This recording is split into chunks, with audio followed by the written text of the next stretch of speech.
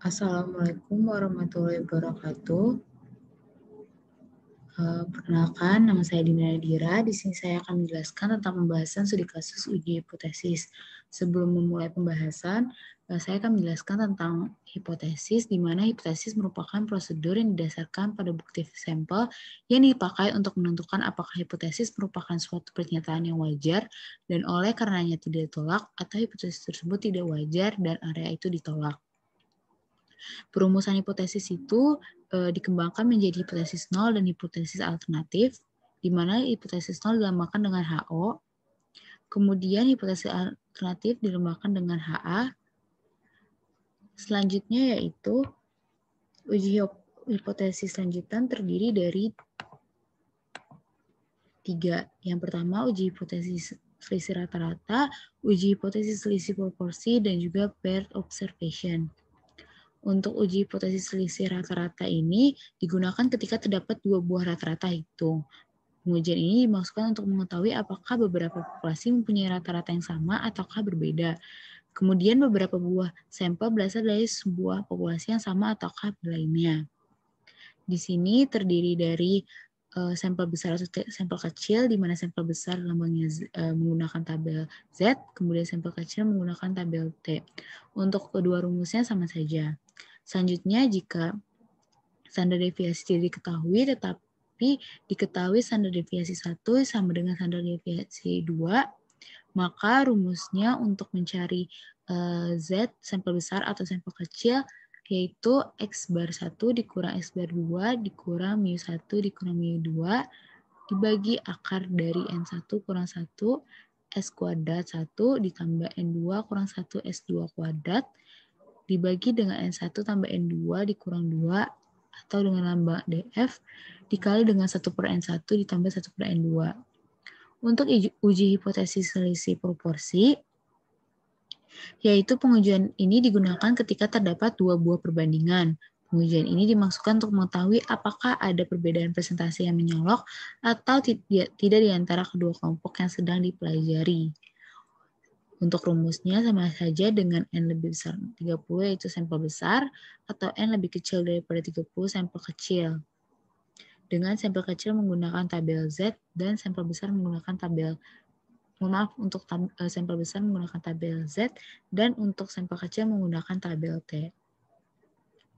Untuk rumus jika P tidak diketahui, maka digunakan rumus Z atau T yaitu X1 dikurang N1 X1 per N1 dikurang X2 per N2 per akar dari P1 dikurang P kurung buka 1 per N1 ditambah 1 per N2. Di sini kita rumuskan kalau P itu sama dengan X1 ditambah X2 per N1 tambah N2. Selanjutnya untuk uji hipotesis yang paired observation, yaitu uji hipotesis untuk rata-rata selisih data kelompok dependen atau berpasangan dilaksanakan seperti pada uji hipotesis untuk nilai satu rata dengan data berupa selisih nilai untuk tiap pasangan. Dengan statistika penyujinya yaitu T0 sama dengan D per standar deviasinya per akar N. Dengan variasi sampelnya yaitu D1 dikurang D dikuadratkan per N kurang 1. Untuk selanjutnya saya akan membahas tentang pembahasan studi kasusnya, di mana soal untuk yang pertama yaitu suatu sampel acak berukuran 32 diambil dari populasi normal dengan simpangan baku sama dengan 5,2 mempunyai rata-ratanya 81. Kemudian sampel kedua berukuran 36 diambil dari populasi lain dengan simpangan baku 3,4 mempunyai rata-rata 7,76. Uji hipotesis ini H0 sama dengan mu 1 dikurang mu 2 sama dengan 0 atau H0 yaitu mu 1 dikurang mu 2 lebih besar 0 dengan taraf signifikansinya 5%. Maka dari soal tersebut kita bisa mendapatkan bahwa kasus tersebut yaitu uji satu arah. Maka kita buatkan diketahuinya untuk N1, N2, X bar 1, X bar 2, dan mu 1, mu 2 dengan DO sama dengan 0. Maka didapatkan karena N tersebut yaitu sampel besar lebih dari 30, maka kita menggunakan Z hitung yaitu menggunakan rumus tersebut. Didapatkan nilainya yaitu 4,6302. Daerah kritis yang didapatkan jika uji satu arah yaitu tolakan 0 jika Z hitung lebih besar Z alfa per 2. Karena Z hitung tersebut nilainya lebih besar dengan 4,63 lebih besar daripada 1,96, maka tolak H0. Dengan kata lain, terima H1. Selanjutnya untuk contoh soal kedua, dalam sampel yang diambil dari para turis yang mengunjungi Kota Bali diketahui bahwa 105 dari 325 turis lokal dan 245 dari 400 turis asing membeli cenderamata. Dengan tingkat kepercayaannya 90%, ujilah apakah proporsi turis lokal yang membeli cenderamata lebih banyak dari turis asing yang membeli.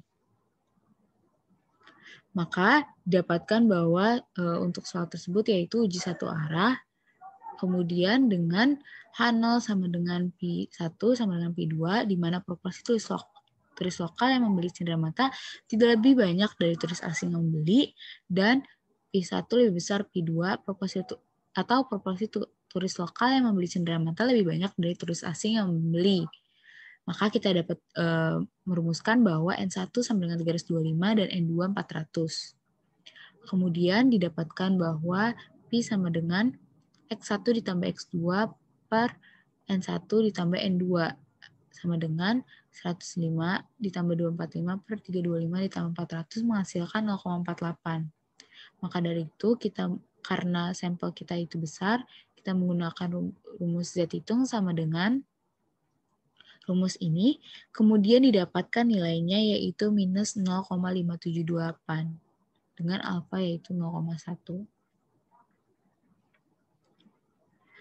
Maka dari itu didapatkan bahwa Z alfanya itu yaitu 0,5 dikurang 0,1 menghasilkan 0,4. Didapatkan yaitu 1,28. Kriterianya yaitu Z lebih kecil sama dengan Z alfa, di mana H0 tidak dapat ditolak, dan Z lebih besar dari Z alfa atau H0 ditolak. Maka didapatkan minus 0,578 lebih kecil 1,28. Maka H0 tidak dapat ditolak atau terima H1. Dengan kesimpulan yaitu dengan tingkat signifikansi 10% dapat disimpulkan bahwa proporsi turis lokal yang membeli cenderamata tidak lebih banyak dari turis asing yang membeli cenderamata karena tidak terdapat perbedaan yang signifikan.